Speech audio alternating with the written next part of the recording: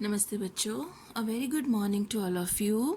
आज हम क्लास 8 के चैप्टर 3 की एक्सरसाइज 3.1 के 6 सम का सी पार्ट करने जा रहे हैं। तो बच्चों, आप देख रहे हैं ये एक फिगर है जिसमें आपको ये एक बहुभुज दिखाई दे रही है जिसे हम पॉलीगन भी कहते हैं। और इसकी कितनी भुजाएं हैं बेटा? 1, 2, 3, 4 और 5। तो चलिए हमने सबसे पहले इसका नाम लिख देते हैं ए, बी, सी, डी तथा ई। ठीक है, तो ये एक बहुभुज है जिसकी 5 भुजाएं हैं। ठीक है बेटा, तो अब हमें सबसे पहले तो यह पता लगाना है कि इस बहुभुज के सभी अंतःकोणों का योग कितना होगा। ठीक है बेटा, तो हमने एंगल सम प्रॉपर्टी पिछले सम में सीखी थी। Angle sum of a polygon, एक बहुभुज की अंतःकोणों का योग। फॉर्मूला क्या था? n-2 into 180 degree. अब ये n क्या है? n मतलब जो हमारी बहुभुज है उसकी कितनी भुजाएं हैं। अब जैसे हमारी इस बहुभुज में 5 भुजाएं हैं तो हम n की जगह पर क्या लिख देंगे? 5। तो n-2 इंटू 180 डिग्री, यानी कि 3 इंटू 180 डिग्री, तो इज इक्वल टू आ गया 540 डिग्री। तो इससे हमको ये पता चला कि ये जो पॉलीगन है, जो बहुभुज है, इसके पांचों अंतःकोणों का योग कितना होगा? 540 होगा। सभी इंटरनल एंगल्स का सम कितना होगा? 540, 540 डिग्री होगा। आइए अब हम एंगल्स पर आते हैं। अब हमें एक एंगल दिया गया है, angle A 30 degree. Angle B और एंगल ई, आप ये साइन देख रहे हैं, इसको देखकर पता लग रहा है कि ये दोनों एंगल जो हैं ये इक्वल हैं। ठीक है बेटा, और इनको किससे डिनोट किया गया है? एक्स से। इसके बाद जब हम इस एंगल सी पर आते हैं तो हमें दिखाई दे रहा है कि यहाँ हमें एक एक्सटर्नल एंगल दिया गया है, बाह्य कोण 70 डिग्री। ठीक है, तो ये जो अंतःकोण होगा यह कितने डिग्री का होगा? याद आया बच्चों? यस, रैखिक युग्म। ये कौन से एंगल्स हैं? दोनों रैखिक युग्म। ठीक है, और रैखिक युग्म जो होते हैं, लीनियर पेयर, वो अगर सपोज मैं इस एंगल का नाम 1 रख देती हूँ और इस एंगल का नाम 2 रख देती हूँ, तो angle 1 plus angle 2 is equal to 180 degree. क्यों है? क्योंकि ये लीनियर पेयर है,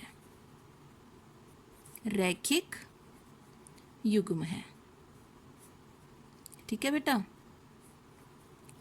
अब एंगल 1 तो हमें मालूम है कि वह कितना है?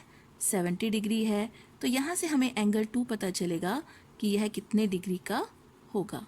180 minus 70 is equal to 110 degree. तो इसका अर्थ हुआ कि ये एंगल कितने डिग्री का है? 110 डिग्री का।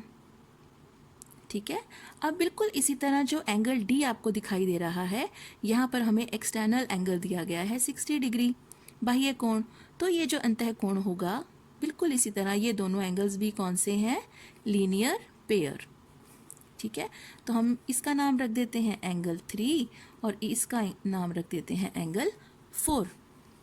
Angle 3 plus angle 4 is equal to 180 degree. अब एंगल 3 हमको मालूम नहीं है और एंगल 4 60 डिग्री है, तो यहाँ से हमें एंगल 3 पता चल जाएगा। 180 degree minus 60 degree is equal to 120 degree. तो इस प्रकार जो एंगल 3 है वो हमें प्राप्त हो गया 120 degree.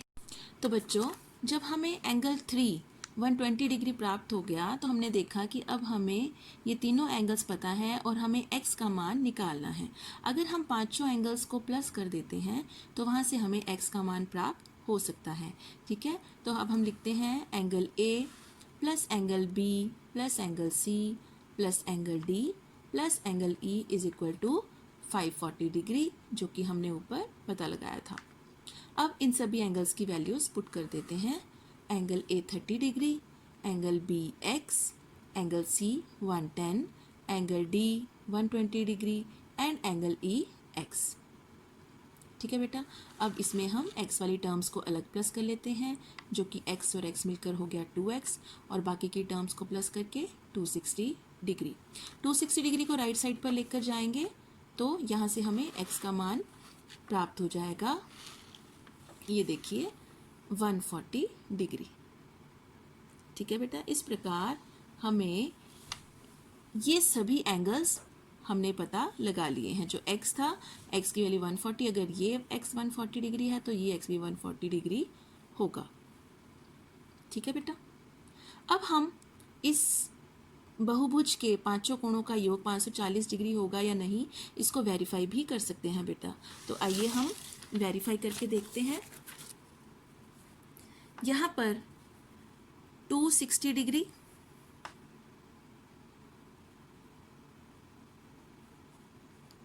Plus 2x is equal to 540 degree था। हमें x प्राप्त हुआ 140 डिग्री, तो हम करके देखते हैं। 260 प्लस 2 इंटू 140 कितना आता है? 260 plus 280 is equal to 540 degree.